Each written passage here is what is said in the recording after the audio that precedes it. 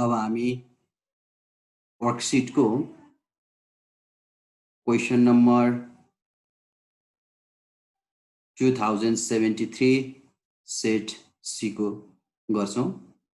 यसमा हामीलाई opening stock, purchase, plant, debtors, wages, rent, salary, cash यहाँसम्म हामीलाई डेबिट साइड दिएको छ। डेबिट साइडमै अमाउन्ट छ। द क्रेडिट साइडमा sales, share capital, creditor, profit and loss भनेर क्रेडिट साइडमा दिएको छ। टोटल छ 9 लाख। र हामीलाई एडिसनल इन्फर्मेसन भनेको adjustment, wages payable 5000, prepaid rent 10000, depreciation on plant 20000 र प्रपोज डिभिडेन्ड 10000। हामीलाई जम्मा 4 वटा एडजस्टमेन्ट पनि दिएको छ। र यसलाई हामी अब कसरी गर्छौं हामी नेक्स्टबाट गर्दै जान्छौं। अब हामी फर्स्टमा जर्नल एन्ट्री बनाऊ। जर्नल एन्ट्री नम्बर 1 मा वेजेस पेबल छ। पेबल भनेको एड गर्नुपर्छ। एड भयो भने क्रेडिट साइड हुन्छ। भनेपछि wages account to outstanding wages account amount given क्वेशनले 5000 दिएको छ र हामीले पनि 5000 गर्ने। being outstanding wages adjusted। अब हामी नम्बर सेकेन्डमा जाउँ। प्रिपेड रेन्ट लेस हुन्छ। लेस भयो भने त्यसलाई डेबिट गरिन्छ। Prepaid rent account to related rent account. अब हामी यसमा पनि क्याश राखौं। गिवन 10000 र यसमा पनि given 10000। being prepaid rent adjusted। अब नम्बर 3 मा जाउँ। 3 मा डिप्रिसिएसन अन प्लान्ट। डिप्रिसिएसन पनि लेस हुन्छ। लेस भएकोले यसलाई डेबिट साइड गरिन्छ। डिप्रिसिएसन अकाउन्ट टु डिप्रिसिएसन केसँग रिलेटेड छ भने प्लान्ट अकाउन्ट। गिवन क्वेशनले 20000 दिएको छ। अब हामी यता पनि 20000 नै लेखौं। being depreciation on plant adjusted। अब लास्टमा प्रपोज डिभिडेन्ड शेयर क्यापिटल सँग रिलेटेड हुन्छ र यो पीएल एप्रोप्रिएसन अकाउन्टको डेबिट हुन्छ। डेबिट भएकोले यसलाई profit and loss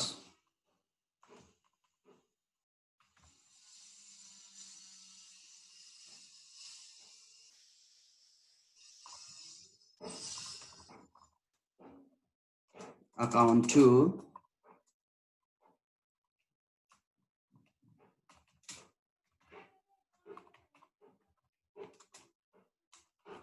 dividend account, propose dividend account. हामीलाई गिवन क्वेशनमा 10000 दिएको छ। यसले पनि 10000 लेख्ने।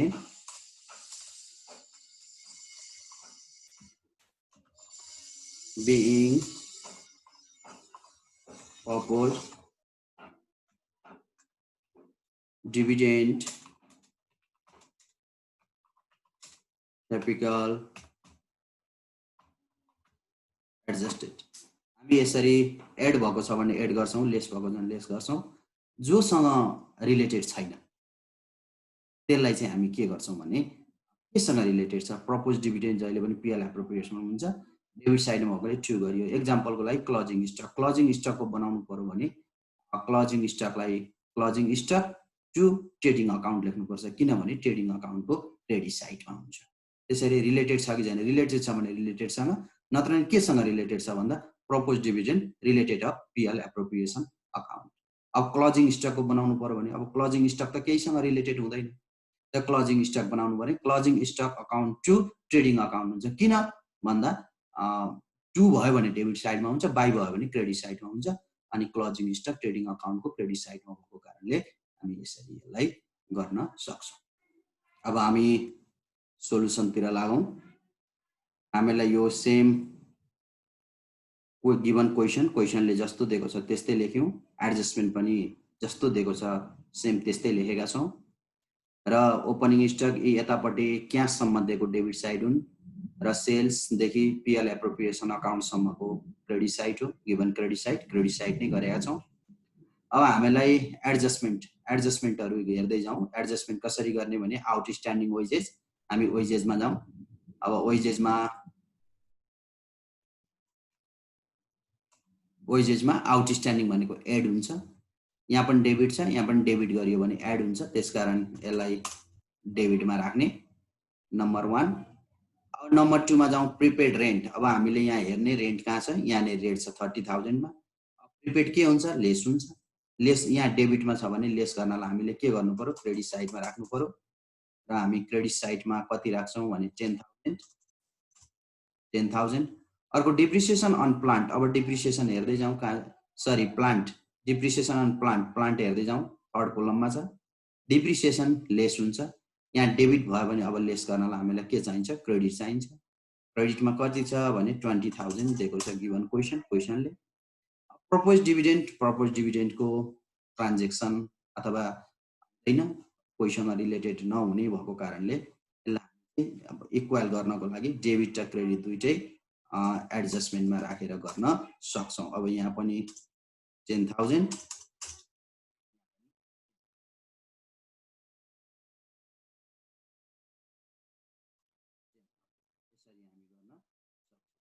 यसरी गर्दा कति, अब यो 3 वटालाई चाहिँ हामी के गर्ने भने अपोजिट टु साइडतिर राख्ने, किन इक्वल बनाउनको लागि।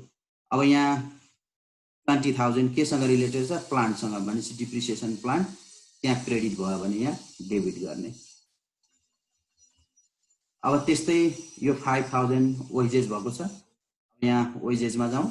यो 5,000 अब हामीले यहाँ डेबिट भएको छ भने यता क्रेडिट गर्ने, किन ब्यालेन्स इक्वल बनाउन। अब अर्को बाँकी रह्यो एउटा 10,000 चाहिँ रिलेटेड अफ रेन्ट। अब यहाँ क्रेडिट छ भने यहाँ सिधामा लगेर डेबिटमा। अब हामीसँग एउटा इन्ट्री टु साइडतिर गऱ्यौँ, एउटा डेबिटमा गऱ्यौँ, एउटा क्रेडिटमा गऱ्यौँ। अब यो ब्यालेन्स इक्वल हुन आउँछ 20,000, 10,000 30,000, 30 र 50 ले 80 र 10 ले 90।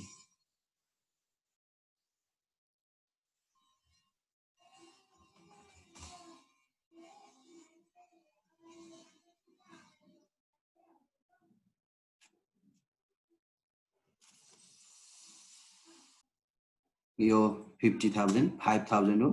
20 30 40 45 हुन आउँछ 45,000। यता पनि हाम्रो 45,000। अब एडजस्टेडमा हामी सेम छ भने सेम गरौँ। 50,000 यहाँ 4 लाख, फेरि जाउँ 2 लाख। 2 लाखमा 20,000 लेस गर्दा 1,80,000। र हामी अर्को जाउँ डेप्टर्समा 1 लाख। अब यता जाउँ 40,000 वेजेस 40,000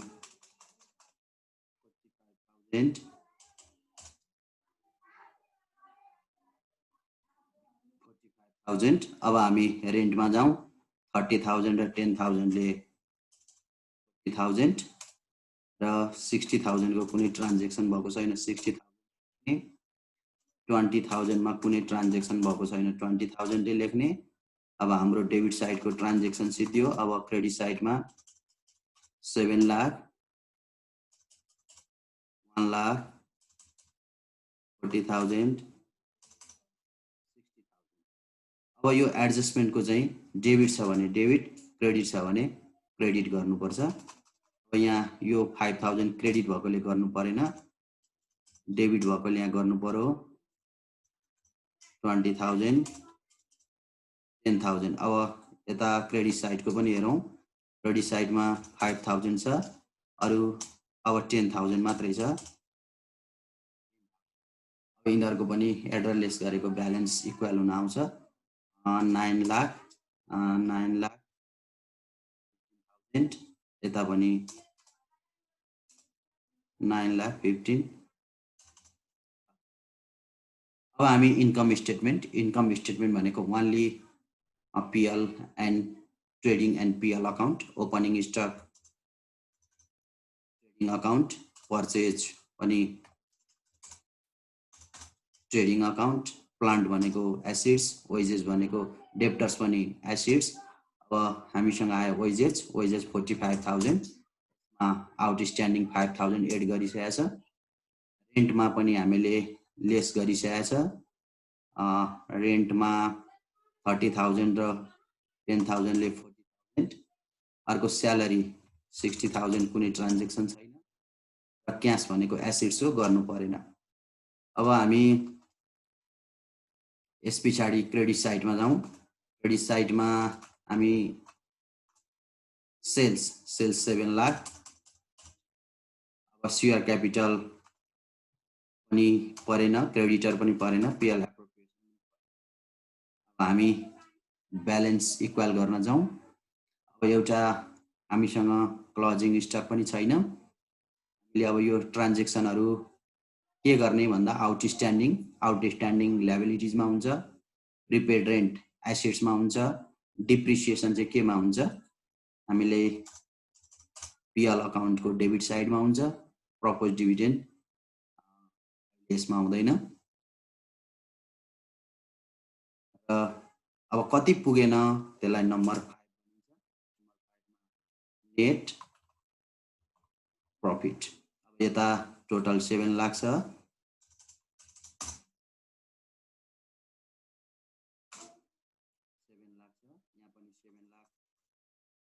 पर्यो। अब कति पुगेन नपुगेको हामी यहाँ थपिदिन्छौँ।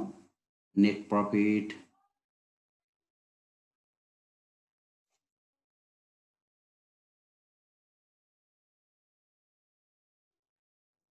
ब्यालेन्स इक्वल देखिन्छ 7 लाख।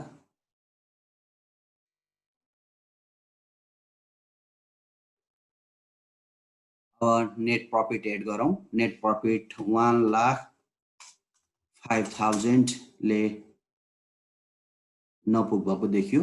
जता डेबिट साइडमा नपुग भएकोले नेट प्रफिट भयो, क्रेडिट साइडमा नपुग भएको भए नेट लस हुन्थ्यो। अब हामी रिटर्न अर्निङमा जाउँ। रिटर्न अर्निङ भनेको only related of PL appropriation account, opening stock, purchase, plant, debtors.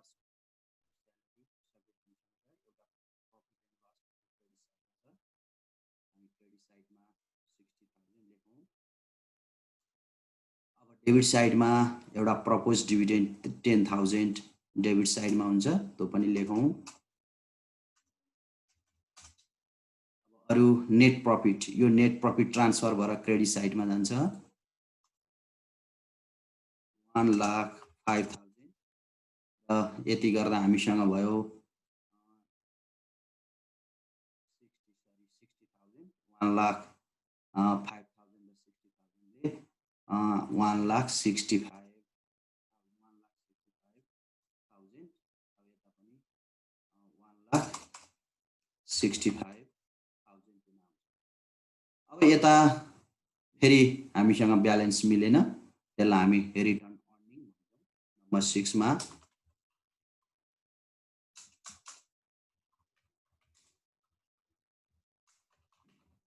Return earning भने पनि हुन्छ, अनि हामीसँग ब्यालेन्स सिडी भने पनि हुन्छ। यसलाई अलिकति यता ल्याउँ र यसमा डेबिटमा अब कति पुगेन भने 1,65,000 मा 10,000 मात्रै भनेपछि 1,55,000।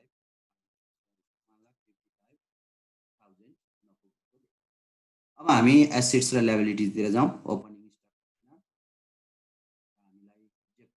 स्टक प्लान्टमा डिप्रिसिएसन लेस गरेपछि 1,18,000 भएको छ।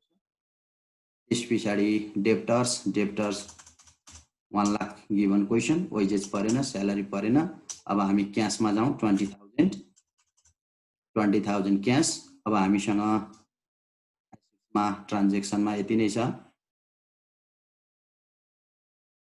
अब हामी लायबिलिटीज साइडतिर जाउँ। लायबिलिटीजमा सेल्स परेन र हामीलाई शेयर क्यापिटलमा 1 लाख रुपैयाँ दिएको छ।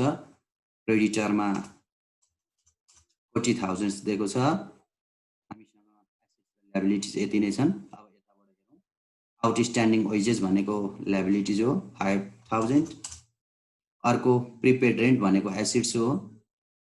यसलाई प्रिपेड रेन्ट भनेको गिवन 10,000 छ। र अर्को डिप्रिसिएसन अन प्लान्ट हामीले एडलेस गरिसक्यौँ। प्रपोज डिभिडेन्ड लायबिलिटी साइडमा हुन्छ। लायबिलिटी साइडमा 10,000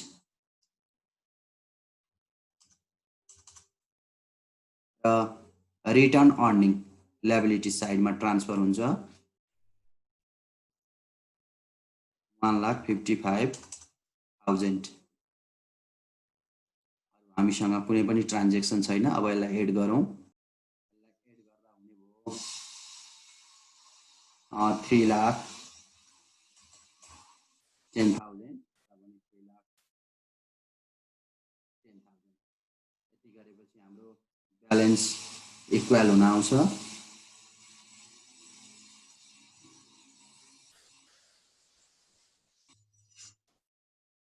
अब सबैको ब्यालेन्स इक्वल छ। यो एकचोटि सबैले हेर्ने कुराहरू ब्यालेन्स सिटसँग रिलेटेड छन्। यो ब्यालेन्स सिट एकचोटि हेर्ने सबैजनाले।